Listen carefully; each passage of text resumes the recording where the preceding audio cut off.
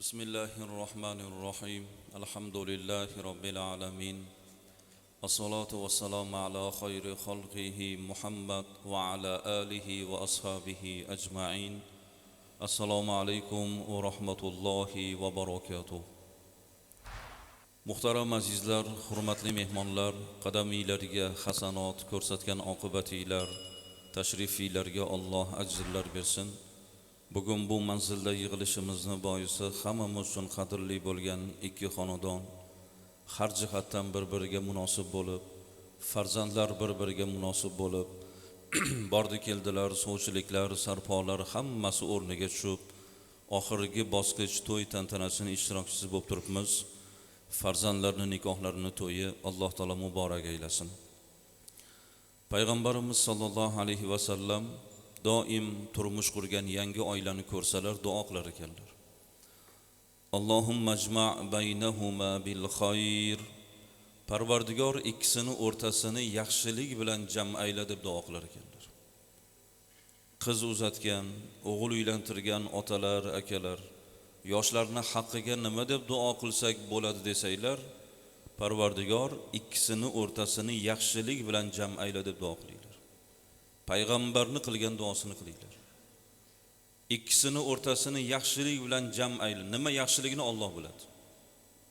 Nima munosabatini Allohga qo'ying. Shartmas ekan uni umriga, rizqiga, baxtiga deb birma-bir sanab berishligimiz.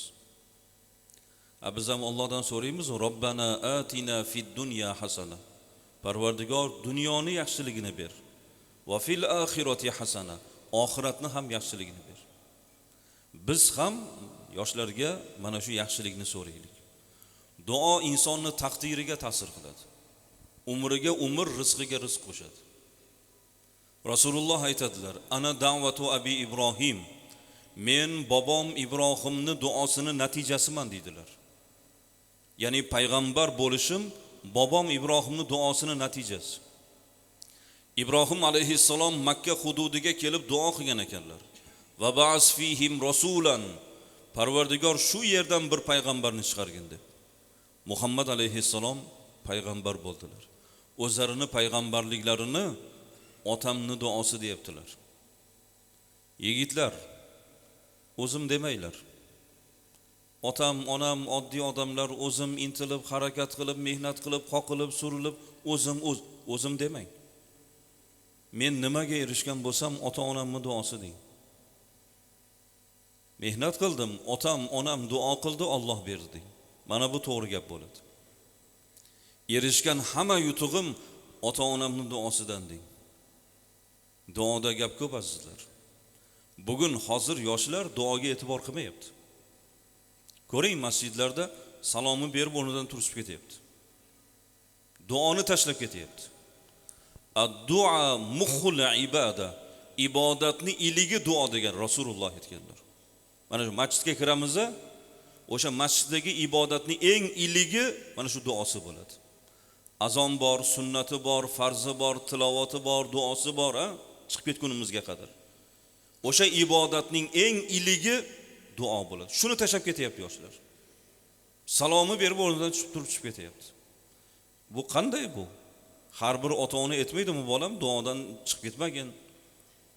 40 dan oshiq mo'min birgalashib duo qilsa ijobat qilaman degan Alloh. Ko'pchilik bo'lib duo qilishimizdan maqsad shu. Birini emas, birini hurmatidan Alloh duolarni ijobat qilib qoladi. Hazrati Umar davrlarida qurg'oqchilik bo'ldi. Hazrati Umar butun xaloyiqni Madina tashqarisiga olib chiqdilar. Yonlarida Abbos ibn Abdul Muttalib, Rasulullohning amakilari. Shunda duo qilgan ekanlar. Allohumma inna natawassalu ilayka bi'ammi nabiyina. Parvardigor, Rasulullohning amakilarini hurmatidan duolarimizni ijobat qilishingni so'raymiz dedilar. Qarang, bir odamning hurmatidan jamoaning duosi qabul bo'lib qoladi. Malik ibn Dinor aytadilar. Mana shu gapim oxirgi gap. Shu gapga e'tibor qilinglar. Malik ibn Dinor. Iroqning Basra shahriga bordim. Eng katta jomisiga kirdim. Peshin namozida jamoat to'la xonaqoh. Imom e'lon qildi. Vaqti yo'qlar, ishi borlarga ruxsat, vaqti borlar qolinglar, yomg'ir so'rab duo qilamiz dedi. Bir qancha odam chiqib ketdi, qolganlari qoldi. Imom boshchiligida peshindan toki asrga qadar, asrdan shomga qadar, shomdan xuftonga qadar masjid ahli yomg'ir so'rab duo qilishdi. Lekin yomg'irdan darak yo'q. Men musofirligim, boradigan joyim yo'qligi sababidan imomdan ruxsat olib masjidga joylashdim. Hech kim qolmadi masjidda. Oradan ancha vaqt o'tib eshik ochildi, bir odam kirib kela boshladi. Qarasam usti yupun, ko'rinishidan juda xarob, kiyimlari idrab ketgan. Mehrobga yaqin joyga keldilar, atrofga alanglab qaradilar. Hech kim yo'qligini his qilib namoz o'qidilar. 2 rakat namoz o'qib salom berdilar. Salom berib yana atrofga qaradilar. Yana hech kim yo'qligini his qilib qo'lini ochib duo qildilar. Parvardigor, seni fazling, karaming keng. Yaratgan bandalaringga mehribon zotsan. Bu zamin xalqi qiynalmoqda. Butun nabotot, maxluqot azor chekmoqda. Yomg'ir ato ayla deb duo qildilar. Haligi zot o'rnidan turar turmas osmondan chaqmoq chaqib yomg'ir yog'a boshladi. Eshikdan chiqib ketayotib, men ham o'rnimdan turdimda shu odamning ketidan tushdim. Ko'chalarni oralab bir eshikdan kirib ketdilar. Kun kech bo'lganligi sababidan eshigiga belgi qo'ydim. Ertasi kuni kelib surishursam, u eshik qul sotadigan odam uyi ekan. Kechagi ko'rgan holatimdan o'sha odam qulmikan dedim, eshikni taqillatdim. Menga qul kerak, qul sotib olishim kerak dedim. Uyning egasi ichkariga olib kirdi, qullarini ko'rsatdi. Ularning orasida men kecha ko'rgan odam yo'q. Boshqa yo'qmi desam, u ana chodirning ichida ikkitasi bor, lekin yosh katta bo'lib qolgan. Mehnatga uncha yaramaydi. Men bir borib ko'ray dedim, chodirni ochsam, o'sha ikkita odamning bittasi kecha men ko'rgan odam. Men shu odamni sotib olaman dedim. Egasi hayron, nima qilasiz bu odam? Yoshi o'tib qolgan, mehnatga uncha yaramaydi. Yo menga shu odam ma'qul bo'ldi dedi, dedim va etgan puliga savdolashmasdan sotib oldim. Uyimga olib ketdim. Yuvintirdim, usti boshlarini almashtirdim. Oldilariga ovqat qo'ydim, qorinlarini to'qladim. Keyin gap boshladim. Basrada jomida ko'rgan holatimni hammasini aytib berdim. U odam seskanib ketib menga shundoq qaradilarda, siz yanglishyapsiz. Odam odamga o'xshaydi. Siz meni kimgadir o'xshatib yordingiz. Allohga qasam ichib aytamanki, men yanglishmayapman. O'sha odam siz dedim. U odam hayrat bilan menga qarab turardi. Keyin boshlarini quyi qildilar, bir oz sukut qilib menga qaradilar. Siz yaxshilab o'ylab ko'ring. Inson insonga o'xshaydi. Yanglish siz meni kimgadir o'xshatib yordingiz. Yaxshilab o'ylang. Allohga qasam ichamanki yanglishmayapman. O'sha duosi ijobat bo'lgan zot sizsiz. Hayrat bilan menga tikilib turardilar.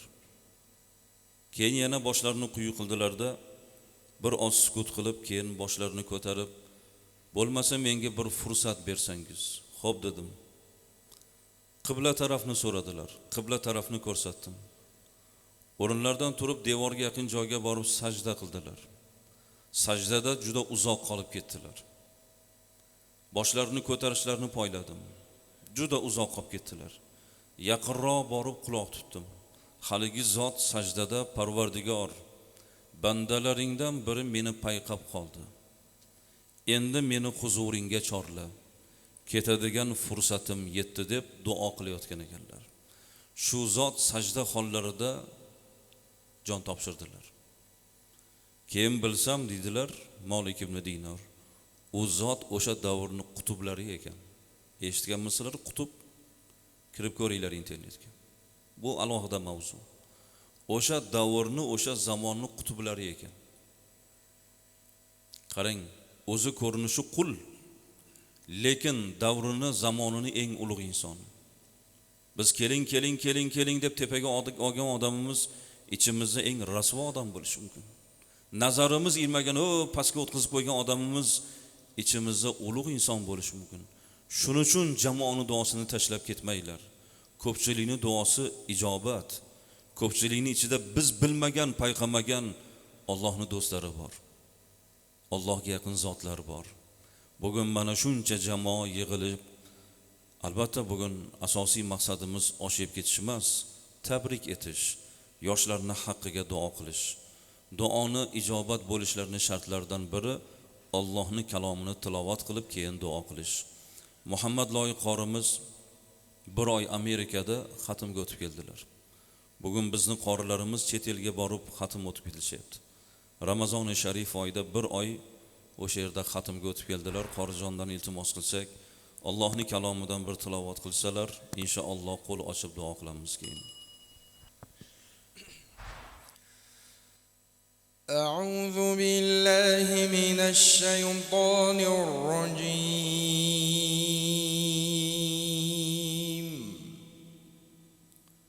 بسم الله الرحمن الرحيم.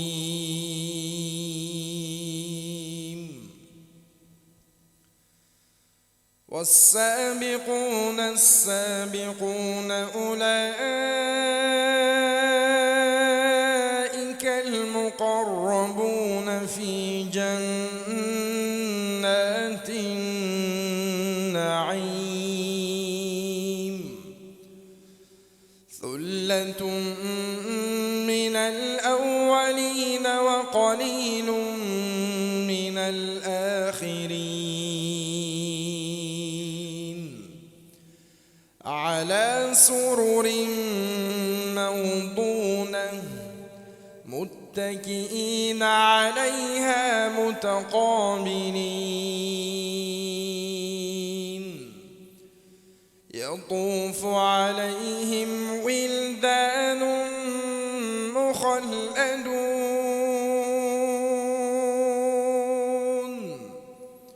بأكواب وأباريق وكأس من معين. لا يصدعون عنها ولا ينزفون.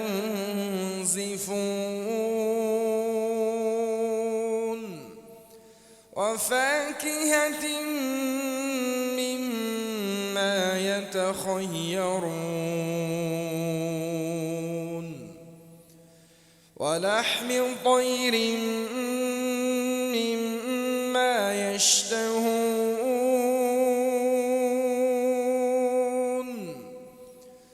وحور عين كأمثال اللؤلؤ المكنون جزاء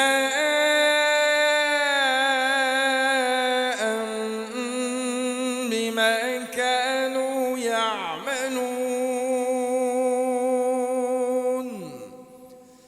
لا يسمعون فيها لغوا ولا تأثيما إلا قيلا سلاما سلاما. وأصحاب اليمين ما أصحاب اليمين. في سدر مخضود وطلح منضود وظل ممدود وماء مسكوب. وفاكهة كثيرة لا مقطوعة ولا ممنوعة. وفرش مرفوعة. إنا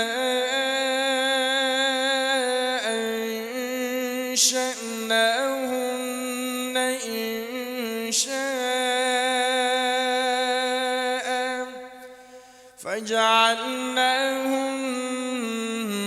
أبكارا عربا أترابا لأصحاب اليمين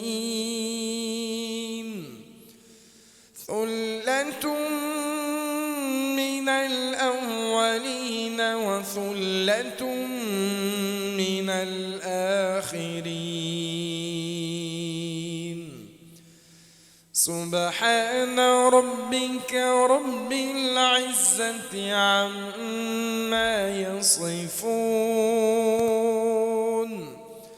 وسلام على المرسلين والحمد لله رب العالمين.